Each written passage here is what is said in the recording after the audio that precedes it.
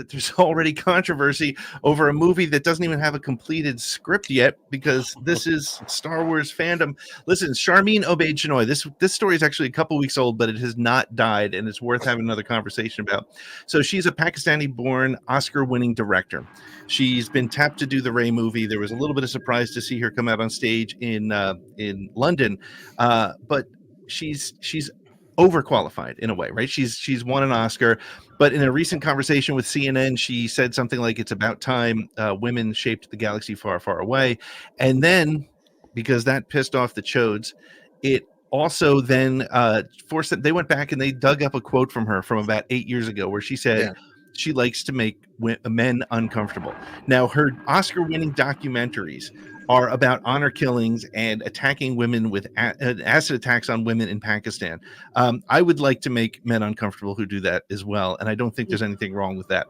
But the people who are trying to hide their anti-female perspective are saying things like, yeah, she's won Oscars, but as a documentarian, is she qualified to make a multi-million-dollar high-budget sci-fi action film? And to those people, I say, have you seen what high-budget action film Zack Snyder has done with something called Rebel Moon? Nick, what are your thoughts on this?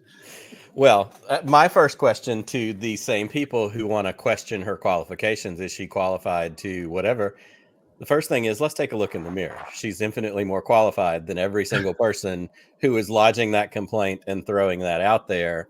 So here's what I want, and allow me to verge ever so swiftly into Chris Ryan's territory for just a minute. Give me a Star Wars property led by someone with vision. Give me a Star Wars property led by someone who is a person of color, who is from another nationality. Doesn't just have to be American, doesn't have to come from my experience. Give me a Star Wars story director, creator from someone who says, I have the original article that came out. She said something to the effect of, I have a story I'm really excited about. That's what I want in Star Wars. I want people to make a story they're excited about, not cranked out in a factory and go, well, it's my turn to direct this one. So I'm excited for it. And if the other thing is, if the comments and the controversy and the things that she said make you uncomfortable, you may be part of the problem. That's just my 2 cents. It's a fair point. Chris, what do you got? I'm not going to go off on a rant. Oh, I could. Oh, you could. But I could. But for these, the laser eyes and the grifters out there, it can't escape them that this is from 8+ years ago, and that in context that just flies. It just goes around them and they don't see it. I don't understand how they could take that.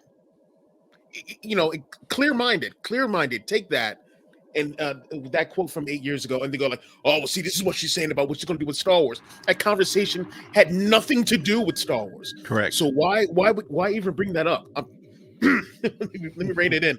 I'm sorry, but it's just it. I know they're always graspers for something else to complain about and whine about.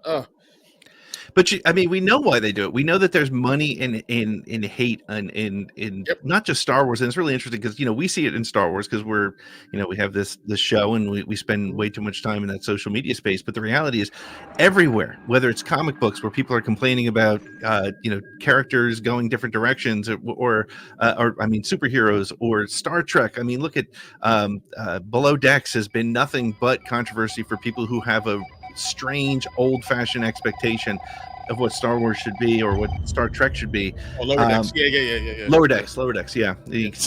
Not only do I not read comic books, I'm not a huge Trekkie. But the point is, I think we're it's dangerous, though, I think, for Star Wars from a marketing perspective, because it's going to create that negative side, which is why I'll just bring it real quickly back to why I think Mando and Grogu is a good bet, because let them take the time with this movie, get everything right. Do not force that out. Give us Mando and Grogu, which should be, I dare say, a slam dunk, but nothing really is.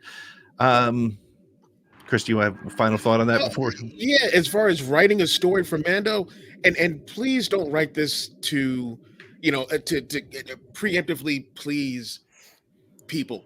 Yep. Write your story. Just do your story and put it out there. It shouldn't be some made to order thing like you're a Burger King or something like that. This is just write your story and everything will fall into place, I think. I